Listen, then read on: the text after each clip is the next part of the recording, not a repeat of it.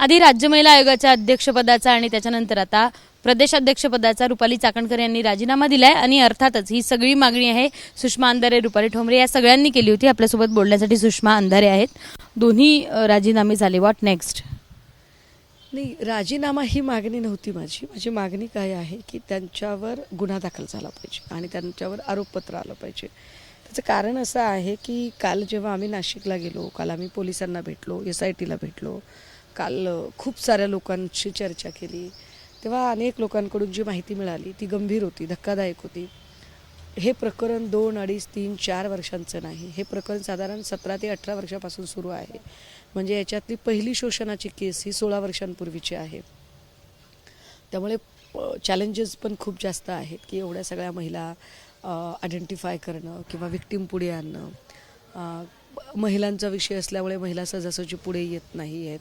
पण एवढ्या काळापासून हा माणूस आज इथपर्यंत पोचतो की त्याची स्वतंत्र चार्टर फ्लाईट असते, त्याची एक मोठी सांपत्तिक उलाढाल होते आणि विशेष म्हणजे प्रत्येक फ्रेममध्ये चाकणकर दिसतात. चाकणकरांनी पाद्यपूजा केली किंवा चाकणकरांनी त्यांना गुरु मानलं म्हणून चाकणकर गुन्हेगार ठरत नाही. लक्षात घ्या, अजिबात गुन्हेगार ठरत नाही. परंतु कुठल्याही नेत्याच्या फ्रेममध्ये चाकणकर दिसतात. केसरकर असतील, चाकणकर सोबत आहेत. हेमंत गोडसे असतील, चाकणकर सोबत आहेत.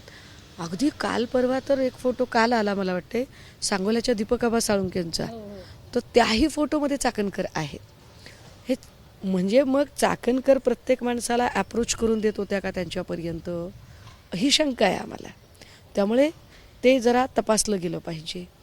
दुसरं असं की 2 वर्षांपासून चाकणकरांना याची माहिती होती असं पीडित सांगतात. तर त्यामुळे एवढं माहीत असतानाही तुम्ही पुन्हा शोषण करणाऱ्या माणसाला पाठीशी घालायचा प्रयत्न केला म्हणून तुम्ही गुन्हेगार ठरता असं आमचं भूमिका आहे. पोलिसांनी ती तपासून घ्यावी, कायद्याच्या चौकटीत तपासून घ्यावी. तिसरं असं आहे की ह्या सगळ्यांमध्ये जे सांपत्तिक स्रोत आहेत विशेषतः चाकणकरांचे, ते सांपत्तिक स्रोत तपासले पाहिजेत. कारण आयोगाला असे किती वेतन भत्ते मानधन असतं बरं. आता मी याच्या आधीचे खूप सारे आयोग बघितलेत. मी स्वतः 2-4 कमिट्यांवर काम केले. मी आंतरजातीय विवाह समितीवर काम केले. डॉक्टर बाबासाहेब आंबेडकर फुले चरित्र साधने प्रकाशन समितीवर मी काम करते सध्या. त्याच्यानंतर आधी पण अनेक वेगवेगळ्या कमिट्यांवर काम करत होते. तर आम्हाला तर फार फार तर मीटिंगमध्ये असू आणि तेव्हा चहा घेणे इतकेच काय त्यांचे लाभार्थी असू आम्ही. कृषी मूल्य आयोगाचे अध्यक्ष पाशा पटेल होते. तेव्हा पाशा पटेल म्हटले, अरे म्हटले मी माझ्या पैशाने फायबरची खुर्ची आणि टेबल आणलं, टाकायचं कुठं त्याला जागा नव्हती. शिवमला म्हणलो शिवम जरा जागा द्या. ते म्हणले त्या जिन्याखाली एक कोपरा आहे, स्वच्छ करा आणि तिथं बसा. कृषी मूल्य आयोगाचा अध्यक्ष हेच वस्त्रोद्योग पणन महामंडळाचा मिळालं रविकांत तुपकरांना, तेव्हा त्यांचीही हीच खंत होती की काय काही बजेट नाही, काही नाही.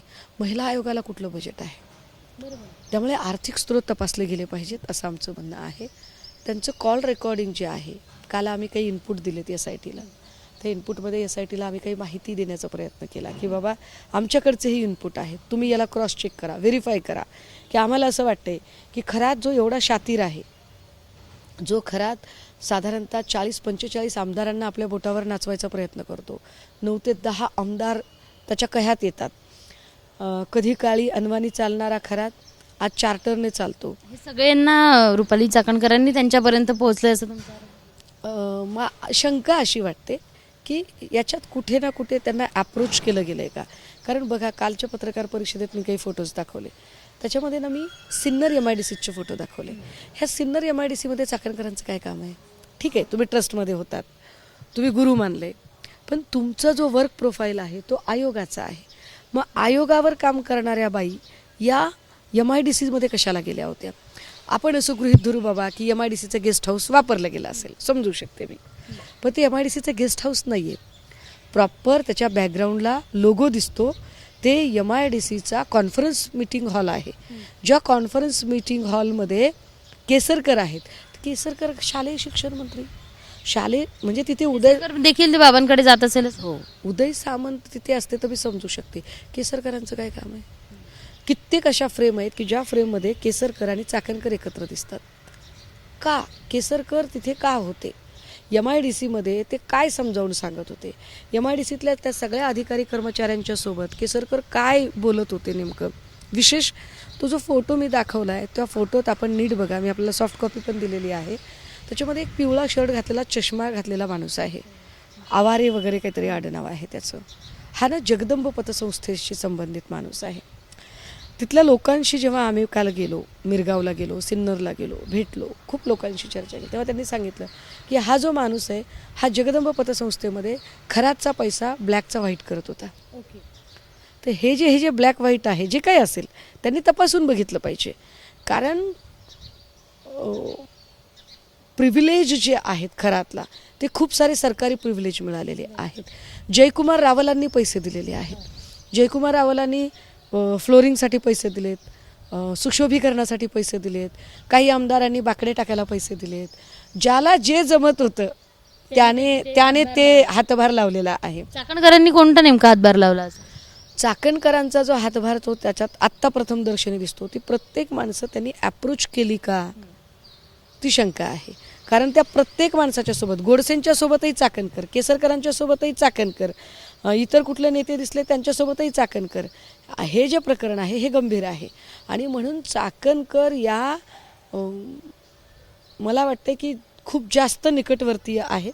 त्यामुळे चाकणकरांची चौकशी होणं गरजेचं आहे. त्यांनी स्वतःच सांगितलं की तो 12 ते 13 वर्षांपासून त्यांच्या संपर्कात आहे. त्यांच्या ऑन रेकॉर्ड त्यांनी सांगितलंय, पण त्याच्या आधी पण त्या असू शकतात त्यांच्या संपर्कात. तर 12 वर्ष अनेक केसेस दाखल, याबाबत चाकणकरांना कुठलीच माहिती नसावी? माहिती काल घेतली ती 16 ते 17 वर्षापासूनची आहे. त्याच्या आयुष्यातला जो पहिला लैंगिक शोषणाचा जो आरोप आहे तो 16 वर्षापूर्वींचा आहे. पण तेव्हा काही फार त्याचं झालं नाही. चाकणकरांना हे तर माहितीच असेल ना. आणि चाकणकरांना माहीत नव्हतं असं म्हणूच शकत नाहीत ना त्या. कारण 1.5-2 वर्षापूर्वी माझ्याकडे हे प्रकरण आलं होतं असं त्याही ऑन रेकॉर्ड सांगतात. तो स्थानिक पत्रकार आहे तोही सांगतो. काही सामाजिक कार्यकर्त्या म्हणून काम करणाऱ्या ज्या बायका आहेत त्याही म्हणतायत की हां 1.5-2 वर्षापूर्वी माझ्याकडे पण गोष्टी आल्या होत्या. हे किती धक्कादायक आहे की आत्ता जे व्हिडिओज व्हायरल होत आहेत आणि लोकांनीही, मी खरंच ABP माझाच्या माध्यमातून सांगेन की इतकी असंवेदनशीलता नाही दाखवावी त्यांनी पण, की ज्या पद्धतीने हे व्हिडिओ व्हायरल होत आहेत हे वाईट आहे. काल आम्ही SIT प्रमुखांना बोललो तेव्हा ते म्हणाले ताई आम्ही जवळपास 197 साईट्स याच्यातल्या डाऊन केल्यात आणि कायदेशीर कारवाई चालू आहे. तर हे चुकीचं आहे. असे व्हिडिओज कोणीच व्हायरल करू नयेत. ते ब्लरसुद्धा केले जात नाही आहे, ते अगदी तसेच क्लिअर व्हिडिओ व्हायरल केले जात आहेत. हे भयंकर आहे. यामध्ये हे व्हिडिओ बाहेर का गेले? कारण हे व्हिडिओ पोलिसांकडे नंतर आले. आधी हे कुठल्या तरी सोशल वर्करकडे गेले, कुठल्या तरी दुसऱ्याच माणसांकडे गेले, त्या कुठल्या पत्रकारांकडे गेले आणि त्यांच्याकडून हे व्हिडिओ पब्लिक झाले. त्यामुळे आता हे व्हिडिओ कंट्रोलच्या बाहेर गेलेले आहेत. कारण इन्स्टा, फेसबुकला कदाचित तुम्ही कंट्रोल कराल, तुम्ही व्हॉट्सअप ग्रुपला कसं कंट्रोल करणार आहात?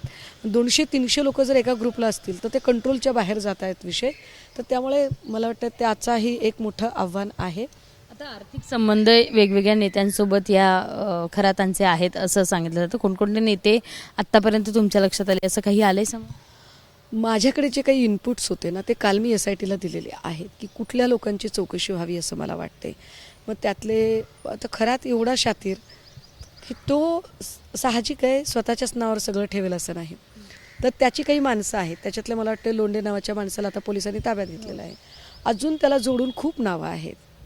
राजकीय नावं काय?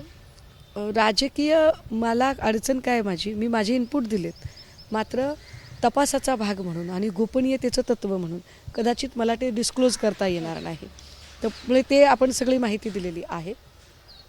यातली एक महत्त्वाची माहिती ज्याचे अजून डिटेल्स यायचे आहेत त्यामध्ये निलेश चाकणकरांचे काही प्रोजेक्ट चालू आहेत आणि निलेश चाकणकर आणि चौधरी नावाच्या व्यक्तीचे प्रोजेक्ट चालू आहेत. हा जो चौधरी आहे ना याचं जवळपास एक 12-13 कंपन्यांमध्ये त्याची तटकरेंसोबतची इन्व्हॉल्वमेंट आहे. आता तटकरेंच्या सोबत चौधरीची इन्व्हॉल्वमेंट आणि चौधरीची सोबत चाकणकरची इन्व्हॉल्वमेंट, जे मी कालही म्हटलं की if A is equal to B, B is equal to C, it means that A is equal to C. तर हे जे कनेक्शन्स आहेत हे कनेक्शन तपासले पाहिजेत. राजकारण पायथागोरस थेरमवर चालते असं दिसतंय का या सगळ्या याच्यातून? राजकारण पायथागोरसपेक्षा सुद्धा ना ते गॅलिलिओच्या तत्वाने चालत आहे का की दुनिया गोल आहे सब, असं गोल गोल गोल गोल आहे का? कभी ना कभी मिलेंगेच, कभी ना कभी एक दूसरे के सामने आएंगे. तो भांडे जो अधिकारी आहे या भांडेची प्रॉपर्टी, भांडेला नुसतं त्याच्या खात्यात परत पाठवणे इतकं पुरेसं नाही आहे. भांडेची प्रॉपर्टी खरातांच्या सोबत कुठे कुठे आहे का ते तपासले गेले पाहिजे. प्रश्न असा होतो की चाकणकरांना असू देत किंवा खरातांना पाठीशी नेमकं कोण घालतंय? मला ना खरंच प्रामाणिकपणे असं वाटतं, मी इतक्या लवकर जजमेंटल नाही होणार. कारण SITला वेळ तसा आत्ता कमी झालेला आहे. 14ला SIT फॉर्म झाली, 17-18ला त्यांनी चार्ज घेतला, 19ला गुढीपाडव्याची सुट्टी होती, मध्येच रामनवमीची सुट्टी, शनिवार रविवारची सुट्टी, त्यामुळे तसे कामाचे दिवस कमी मिळालेले आहेत. त्यामुळे इतक्या कमी दिवसात SIT काम करत आहे का नाही याच्यावर आपण लगेचच जजमेंटल होता कामा नाही. मात्र हे प्रकरण खरंच लॉजिकल एंडला जाईल का याची भीती वाटत राहते. ती का भीती वाटते मी पुन्हा सांगते. याची व्याप्ती फक्त महिला लैंगिक शोषण एवढी नाही, रॅकेट असू शकतं. याची व्याप्ती अनेकांचा ब्लॅकचा पैसा व्हाईट करण्यापर्यंतची आहे. आणि ती जी व्याप्ती आहे ती शोधायची असेल तर जवळपास जर 49 आमदार त्याला आत्तापर्यंत भेटले असतील, 9 मंत्री त्याच्या संपर्कात आहेत, त्यातले केसरकर सारखे 2-3 तर असे आहेत की जे म्हणजे बापरे एकमेकांना विचारून भाजी कुठली खायची ना आजचा दिवस शुभ आहे का इतक्यापर्यंतची त्यांची इन्व्हॉल्वमेंट आहे. तर ह्या सगळ्या लोकांना खरंच CM तपासणार आहेत का? त्याच्यात सगळे म्हणजे महायुतीतले पण सगळे नेते दिसत आहेत त्यांच्यावर तपासा. शिवानी ताई, माझं म्हणणं आहे माझ्या पक्षातला पण कोणी दिसला ना तरी तपासा. प्रश्न महिलांच्या सन्मानाचा आहे. मला खात्री आहे की माझ्या पक्षातले लोक काय आहेत ते. त्यामुळे म्हणते की याच्यात कोणालाच तुम्ही सोडू नका. जी माणसं असतील ती सगळी माणसं तपासली जावीत. शिवनिका ट्रस्टवरची माणसं तर प्रामुख्याने तपासली जावीत. आणि हे सगळं तपासताना तुम्हाला खरंच लॉजिकल एंडला न्यायचं आहे की फक्त मित्रपक्षाला चेकमेट करायचं आहे की बघा आय एम द आणि तुम्ही माझ्या निगराणीखाली आहात. CCTVची निगराणी असते ना तसे तुम्ही माझ्या निगराणीखाली आहात. जरा इकडे तिकडे केलं की व्हिडिओ आलाच म्हणून समजा. हे जे चाललंय हे वाईट आहे. नेक्स्ट टार्गेट कोण आहे आणि शेवटची मागणी काय आहे त्याची? टार्गेट बिर्गेट काही नाही. आपण लोकांसाठी काम केलं पाहिजे. पदं येतात, पदं जातात. आपली बांधिलकी लोकांशी आहे. काय ताई, मी काही आमदार नाही, मी खासदार नाही, मी काही कुठल्याच पदावर नाही, मी साधा सडाफटिंग माणूस आहे. चळवळीतही काम करत होते, फक्त तेव्हा कदाचित लक्षात येत नसेल, आता लक्षात येते. आपलं काम चालू आहे. महिलांच्या सन्मानाशी जर कोणी छेडछाड करत असेल तर निश्चितपणे त्याला जागा दाखवली पाहिजे. या न्यायाने हे काम चालू आहे. इतकंच. मागणी कोणती आता चाकणकरांच्या बाबत? चाकणकरांच्या बाबतची मागणी तीच. पुन्हा एकदा संपत्तीचे स्रोत तपासा, कॉल रेकॉर्डिंग तपासा आणि त्यांना चौकशीच्या कक्षेत घ्या, गुन्हा दाखल करा. रुपाली चाकणकरांची सगळ्या बाजूने चौकशी करा आणि त्यांच्यावर गुन्हा दाखल करा अशी मागणी आहे सुषमा अंधारे करताना दिसतात. आणि अर्थातच एवढे मंत्री आणि एवढे आमदार खासदार जर त्यांच्या पायापाशी जात असेल, त्यांची पूजा करत असेल, त्यांचे सल्ले ऐकत असतील तर त्यांची देखील या सगळ्या प्रकरणी चौकशी करावी अशी मागणी देखील त्यांनी केली आहे. कॅमेरामन विजय राऊतसह शिवानी पांढरे, ABP माझा, पुणे. ABP माझा, उघडा डोळे बघा नीट.